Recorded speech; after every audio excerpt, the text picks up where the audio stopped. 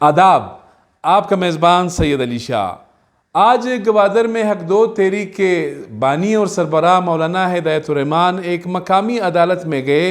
ज़मानत कबल अज़ गिरफ़्तारी की दरख्वास्त उन्होंने दी थी।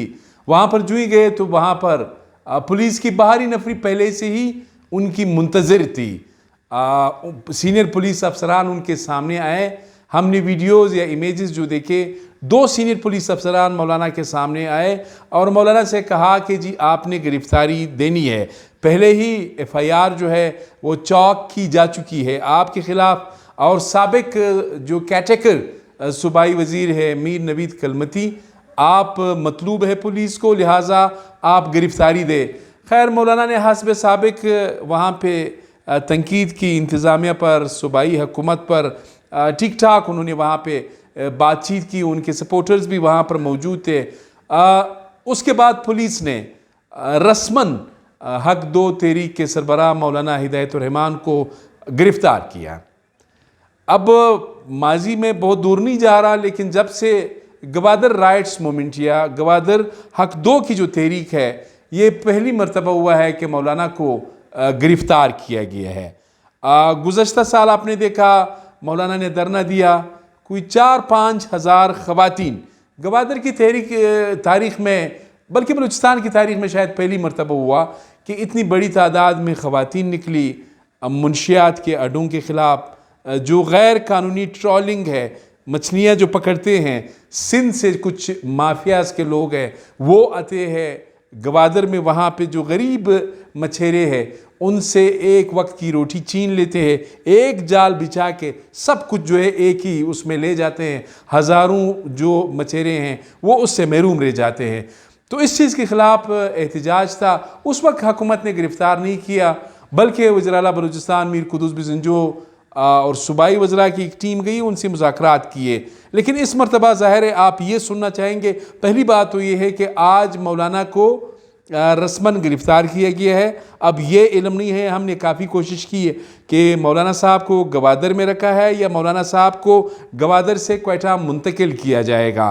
तो ये यकीनन अहम ख़बर थी, हमने कहा आपसे शेयर करें और इस पर आप सुनना चाहेंगे कि आगे क्या होगा। कहने का मकसद ये है कि हक दो तहरीक के 13 रहनुमा बशमूल हुसैन वाडेला, जिनका शुमार हक दो तहरीक के अहम रहनुमाओं में किया जाता है। माजी में हुसैन वाडेला बलूचिस्तान नेशनल पार्टी मैंगल के साथ रहे, उनके की लीडर रहे हैं गवादर और मकरान के लेवल पर। आजकल ज़ाहिर है उन्होंने अपनी पार्टी से बगावत की है।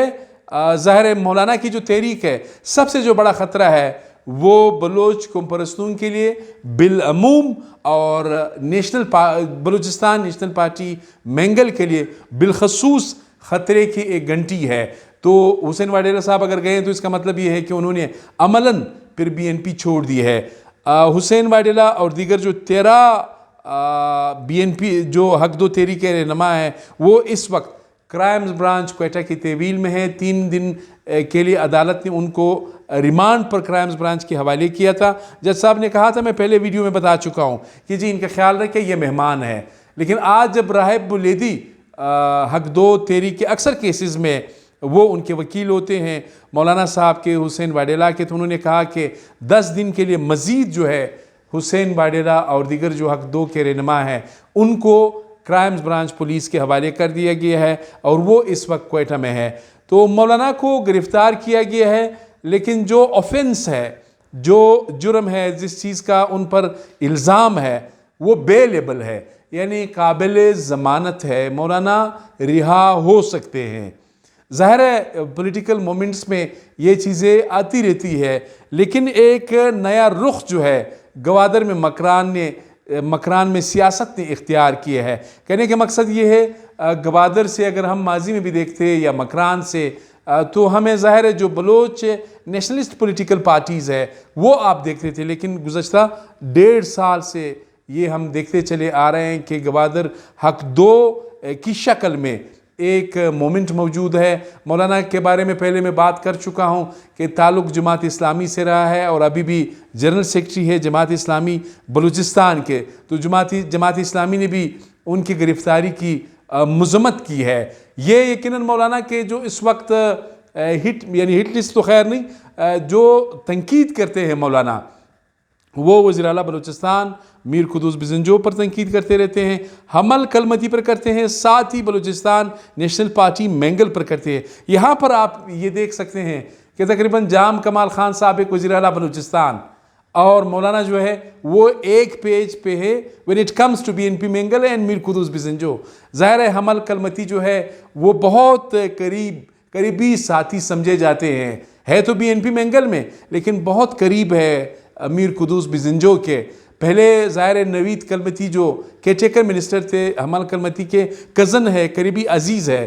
جام صاحب جب اقتدار میں تھے تو ظاہر ہے انہوں نے اس کو زیادہ سپورٹ کیا۔ بعد میں اب جب میر قدوس بزنجو کی گورنمنٹ آئی ہے تو میر نوید کلمتی ان کے خلاف FIR بھی ہے، کیسز بھی ہے، اور ان کے جو PSDP اسکیم وغیرہ ہے وہ سارے متاثر ہوئے ہیں۔ تو کہنے کا مقصد یہ ہے یہ ایک اہم ڈیولپمنٹ تھی۔ اب آگے کیا ہوگا؟ مولانا رہا ہوں گے، مولانا مزید ہیرو بنیں گے۔ گرفتاریوں سے یا پولیٹیکل وکٹمائزیشن سے اس چیزیں تو حل نہیں ہوتی ہے۔ گوادر ایک اہم جگہ ہے پاکستان کے لیے، پورے خطے کے لیے اور بلوچستان کے لیے، اس میں کوئی شک نہیں۔ گوادر کے لوگوں کے جو آئینی قانونی حقوق ہے، سب سے بڑا اور پہلا جو اختیار ہے گوادر پورٹ پر، وہ گوادر کے مکینوں کا ہے، مکران کے مکینوں کا ہے۔ کوئی اگر بات کرتا ہے تو میرے خیال میں طاقت کا استعمال بالکل نہیں کرنا چاہیے۔